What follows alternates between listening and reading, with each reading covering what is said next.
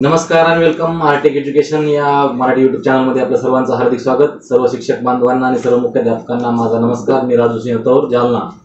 आज आपण बघणार आहोत की एका विशेष अशा विषयावर आपला हा व्हिडिओ असून हा नक्कीच या येणाऱ्या काळामध्ये सर्वांना उपयोगी होणार आहे। या ठिकाणी जर तुम्हाला एक विनंती राहील, तुम्ही जर नवीन असाल तर नक्की या चॅनलला सबस्क्राइब करा आणि आपल्या इतर मित्रांना सुद्धा माहिती शेअर करा।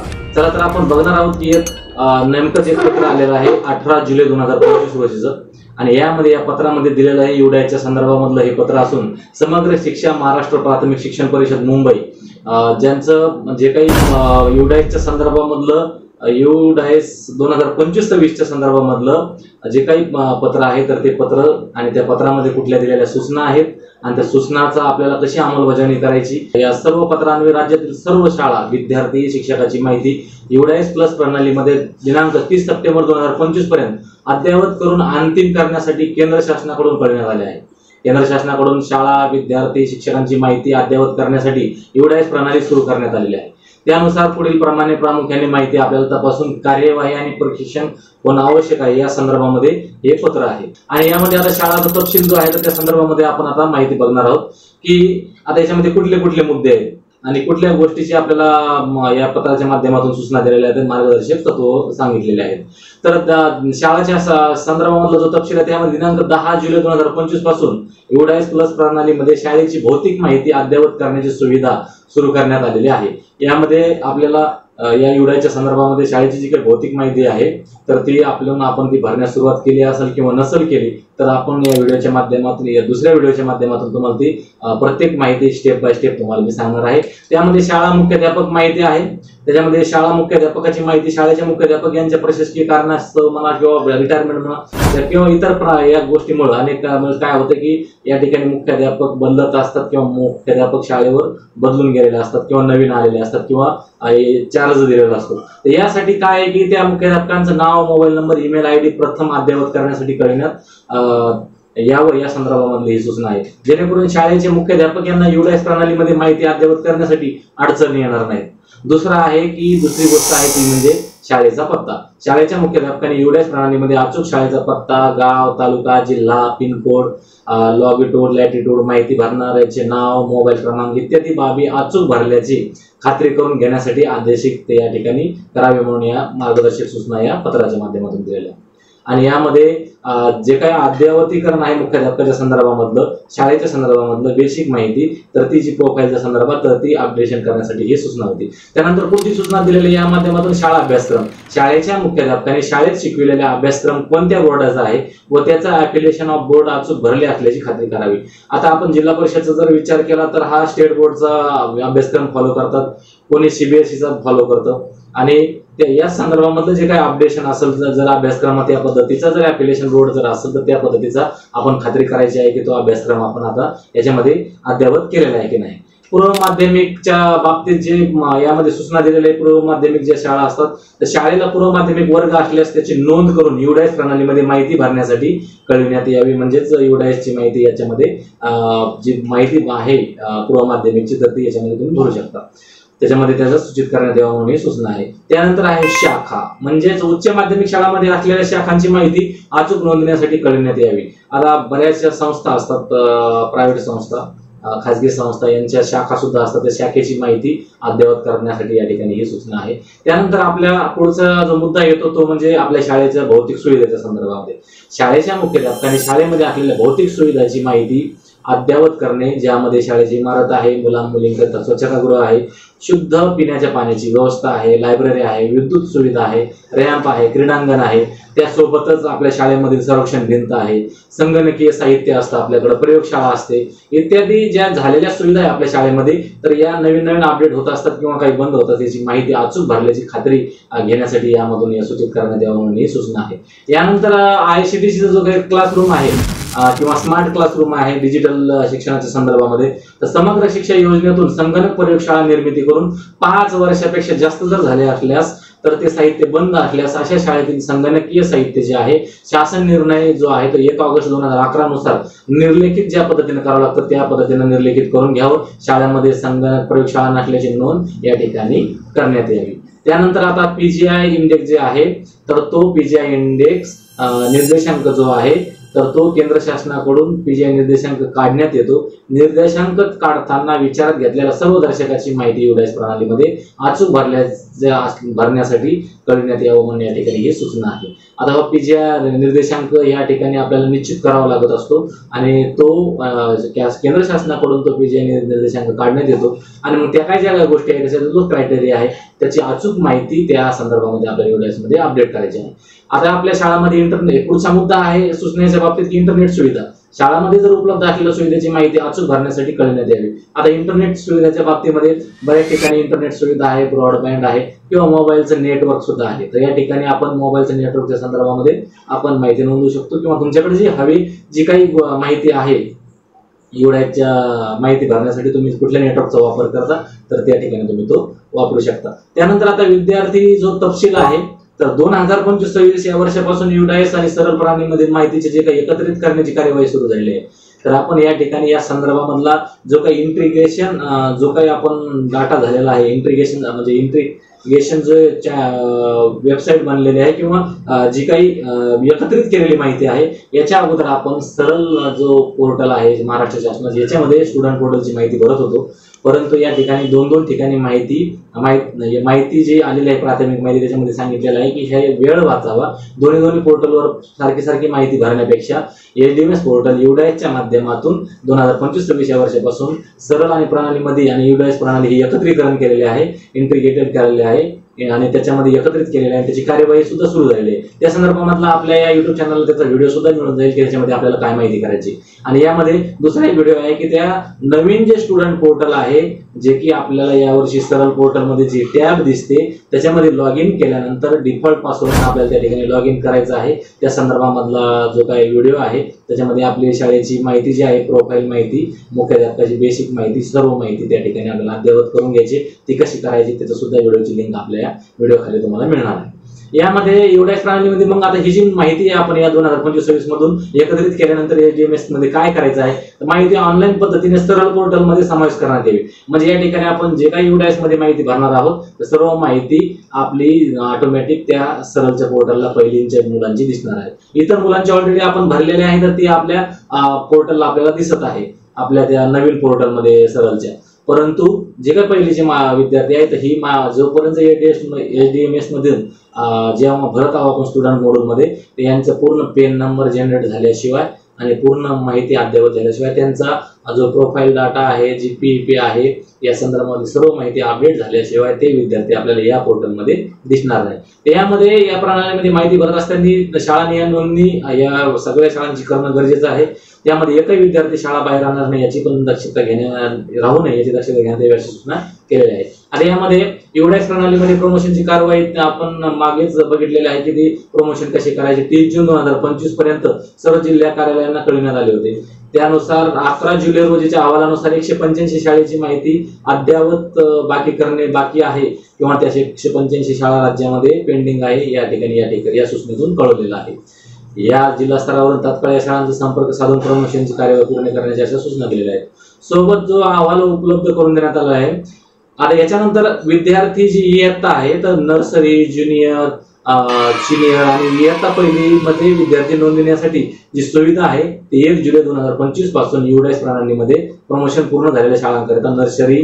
आता या ठिकाणी बघा ज्या शाळांनी प्रमोशनची प्रक्रिया पूर्ण केलेली आहे परंतु त्यांच्याकडे जर त्यांच्यामुळे जर नव्या पद्धतीने जर नवीन नर्सरी आला असेल, ज्युनियर KG आले असेल, सिनियर KG आले असेल किंवा इयत्ता पहिली असेल तर त्या सर्व नोंदवण्याची जी काही प्रक्रिया आहे तर ती सुरू झालेली आहे.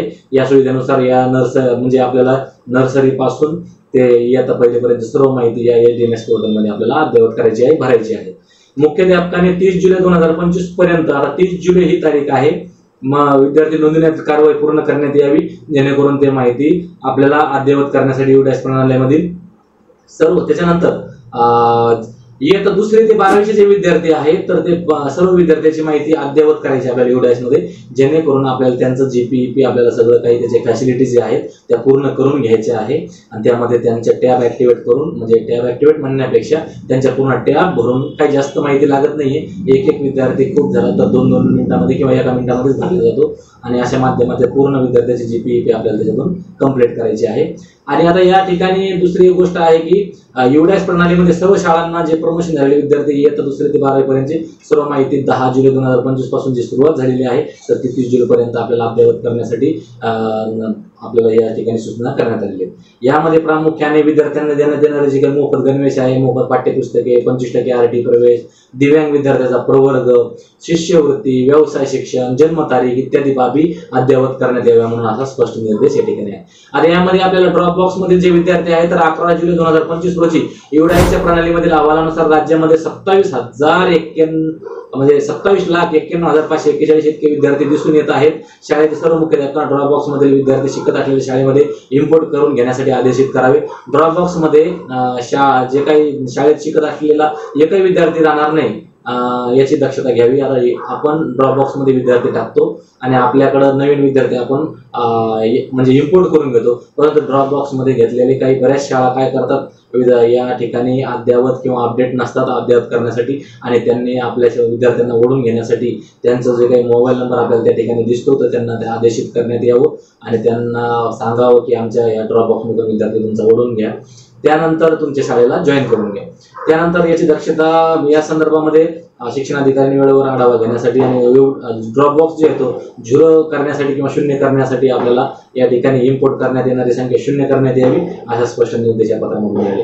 पुनर्प्रवेश विद्यार्थ्याची जी माहिती आहे तर जिल्हा स्तरावर पुनर्प्रवेश विद्यार्थ्याचा अहवाल काढून वेळोवेळी त्याचा आढावा घेण्यात यावा। पुन्हा प्रवेश घेतलेले विद्यार्थी शाळा सोडल्यामुळे जास्त वय दर्शवलेले विद्यार्थी जिल्हा स्तरावर माहिती अंतिम करते वेळेस युडायस प्रणालीमधून आता जे जास्त वयोगटाचे विद्यार्थी आहेत आणि यामध्ये बरेचसे असे विद्यार्थी आहेत की ज्या मोठ्या शाळांसाठी किंवा कॉलेजसाठी आहे की त्या 24 वर्षापेक्षा जास्त झालेले विद्यार्थी जे आहेत त्यांची माहिती काढून त्या माहितीची जी शाळा स्तरावरून तपासणी करण्यात यावी। अशा विद्यार्थ्यांना जन्मतारीखबाबत विचारणा करण्यात येऊन माहिती अद्ययावत करण्यात यावी। दिव्यांग विद्यार्थी युडायस प्रणालीमध्ये दिव्यांगाचे 21 प्रकारांमध्ये माहिती नोंदवण्यात येते। आता यामध्ये एक दिव्यांगाच्या बाबतीमध्ये विद्यार्थी जे आहेत आपल्याकडे जे दिव्यांग विद्यार्थी विशेष गरजा असलेले आहे ज्याला आपण सिंपल भाषेमध्ये अपंग म्हणतो असे दिव्यांग विद्यार्थी आपल्या युडायस प्रणालीमध्ये नोंदवत असताना त्यांचे जे 21 प्रकार आहेत वेगवेगळ्या प्रकारचे दिव्यांगाचे प्रकार अपंगत्वाचे प्रकार त्या ठिकाणी तुम्हाला नोंदवता येते। शाळेच्या मुख्याध्यापकांनी शाळेमध्ये असलेले दिव्यांग विद्यार्थी याची माहिती योग्य ते 21 डिसेबिलिटी जे आहेत जे काही प्रकार आहेत अपंगत्वाचे त्याचे प्रकार नमूद करण्यासाठी कळविण्यात यावे। सदर विद्यार्थ्यांना शासनाकडून इतर माध्यमातून उपलब्ध करून दिलेले शैक्षणिक साहित्य याची नोंद युडायस प्रणालीमध्ये करण्यात यावी। आपण युडायस मध्ये या विद्यार्थ्यांचं जीपीएपी अपडेट करत असताना जे काही फॅसिलिटी आहेत मिळालेल्या त्याच्यामध्ये मात्र या दिव्यांग विद्यार्थ्यांना काय काय गोष्टी मिळालेल्या आहेत त्यामध्ये तुम्हाला त्या ठिकाणी सिलेक्ट करावं लागणार आहे। त्यानंतर आता दुसरा जे काही मुद्दा आहे पुढील विद्यार्थी आधार सन 2024-25 मध्ये राज्यातील 95% विद्यार्थ्यांचे आधार नोंदणी झालेले आहे। सन 2025-26 या वर्षामध्ये नव्याने समाविष्ट झालेले विद्यार्थी यांचे आधार व्हॅलिडेशन पूर्ण करण्यात यावे आणि जे काही 2025-26 या वर्षामध्ये नव्याने समाविष्ट झालेले विद्यार्थी असतील आपल्याला पहिलीला आलेले असतील, नर्सरीला आलेले असतील, ज्युनियर केजी सिनियर केजीला यांचे सर्व आधार व्हॅलिडेशन जे काही अडचणी आहेत तर त्या विद्यार्थ्याच्या आधार कार्डची जी माहिती आहे त्या वरील माहिती जी आपण जेव्हा अपडेट करूया त्यावेळेस माहिती तपासून आपण घ्यायची आणि तपासणी केल्यानंतर आधार व्हॅलिडेशन जर होत नसेल तर त्या ठिकाणी विद्यार्थ्याच्या पालकामध्ये आधार माहिती आधार केंद्रावर जाऊन अद्ययावत करण्यासाठी कळविण्यात यावं असा स्पष्ट निर्देश आहे। त्या संदर्भामध्ये आता आपण पुढचा मुद्दा बघून घेऊया की अपार आयडीच्या संदर्भामध्ये अपार जो आहे 2024-25 मध्ये राज्यातील 86% विद्यार्थ्यांची अपार नोंदणी शाळा स्तरावरून युडायस प्रणालीमध्ये करण्यात आली आहे। आता मला माझ्या शाळेचं युडायस पोर्टलमध्ये इम्पोर्ट करत वेळेस मला बऱ्याच शाळा लक्षात आलेले यांनी बऱ्याच शाळा अशा की त्यांनी आधाराचं अपडेशन त्याच्यात केलेलं नाहीये आणि विद्यार्थ्यांचा अपार आयडी सुद्धा त्या ठिकाणी जनरेट केलेला नाही, तसेच विद्यार्थी आपल्याला आपल्या शाळेत घ्यावं लागत आहे। आता हे आपल्याला आपलं दुर्दैव समजायचं आहे की आपल्याला त्या ठिकाणी डबल पुन्हा आपल्याला त्या गोष्टीचे काम करायचे आहेत। संबंधित मुख्याध्यापकांनी अगोदरच आपल्या शाळेवर पूर्ण माहिती केली असती तर आपल्याला ती माहिती पूर्ण करण्याची आवश्यकता पडली नसती। विद्यार्थ्याची माहिती अद्ययावत करून झाल्यानंतर ज्या विद्यार्थ्याची अपार नोंदणी झालेली नाही त्या विद्यार्थ्याची संमती जे पत्रक आपण पालकाकडून घेतले होते त्याच पद्धतीची अपार नोंदणीची कार्यवाही शाळा स्तरावरून केंद्र शासनाच्या मार्गदर्शक सूचनानुसार पूर्ण करण्यात यावी आणि त्या अपार आयडी या विद्यार्थ्यांची जनरेट करण्यात यावी म्हणून अशी ही स्पष्ट सूचना आहे। आता यामध्ये त्याच्यानंतर आहे आपलं जे शिक्षक मॉड्यूल जे आहे किंवा युडायस मधलं ते शिक्षक तपशील जो आहे शाळेच्या मुख्याध्यापकांनी शाळेतील शिकवणाऱ्या सर्व शिक्षकांची अचूक माहिती शिक्षकाचे नाव, जन्मतारीख, मोबाईल क्रमांक, ईमेल आयडी, शाळेत नियुक्तीची तारीख, शैक्षणिक पात्रता, व्यावसायिक पात्रता, जात संवर्ग, मुख्य शिकवण्याचे विषय, प्रशिक्षण त्यांनी घेतलेले इत्यादी सर्व माहिती अचूक भरावे आणि याची खात्री करावी की आपण ही सर्व माहिती भरली की नाही। त्यानंतरचा मुद्दा आहे आधार व्हॅलिडेशन. सन 2024-25 मध्ये राज्यातील 93% शिक्षकांचे आधार व्हॅलिडेशन युडायस प्रणालीमध्ये पूर्ण झालेले आहे. म्हणजेच अनेक जे शिक्षक आहेत शाळेमध्ये जॉईन झालेले, तर यांचं त्या युडायसच्या प्रणालीमध्ये टीचर मॉड्यूलमध्ये आधार प्रमाणीकरण पूर्ण करणं गरजेचं आहे.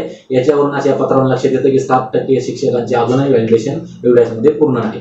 शिक्षकाची पूर्ण माहिती अद्ययावत करून झाल्यानंतर ज्या शिक्षकांची आधार व्हॅलिडेशन करताना अडचणी येत असल्यास त्या शिक्षकांची नोंदवलेली माहिती समान आहे की नाही याची खात्री करून घेण्यात यावी.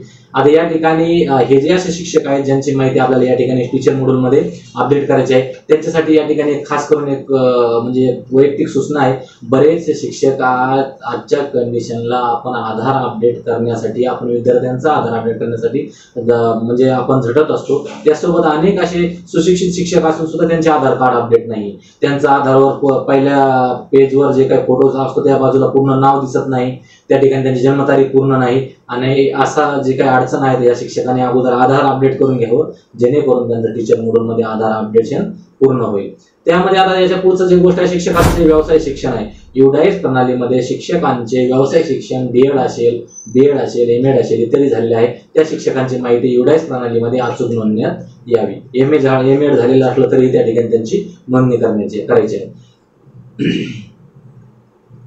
आता या संदर्भामध्ये जिल्हा स्तरावरून जे काही नियोजन करून तालुका स्तरामध्ये म्हणा किंवा जे काही बीट स्तरावर म्हणा, या सदर या ठिकाणी एक दिवशी कार्यशाळेचा म्हणजे आयोजन करून सर्व मुख्याध्यापकांना म्हणजे त्या ठिकाणी प्रशिक्षित करण्यात यावं आणि या संदर्भामधला हा सर्व डाटा युडायसमध्ये अद्ययावत करण्यात यावा म्हणून या ठिकाणी वरून आदेशित करण्यात आलेलं आहे. सदर जी कार्यशाळा आता होणार आहे तर 2025-26 जे प्रपत्र आहे, ऑनलाईन येणाऱ्या अडचणी असतील, वर्गाचे नियोजन असेल, अंदाजपत्रकासाठी उपयोग आहे, PGI इंडेक्सच्या संदर्भामध्ये सविस्तर या ठिकाणी प्रशिक्षण मिळणार असून यामध्ये इतर काही गोष्टी आहे, शैक्षणिक साहित्य आहे शासनाकडून दिलेले, तर ते असं पूर्ण युडायसमध्ये प्रणालीमध्ये याची नोंद करून घेण्यात यावी.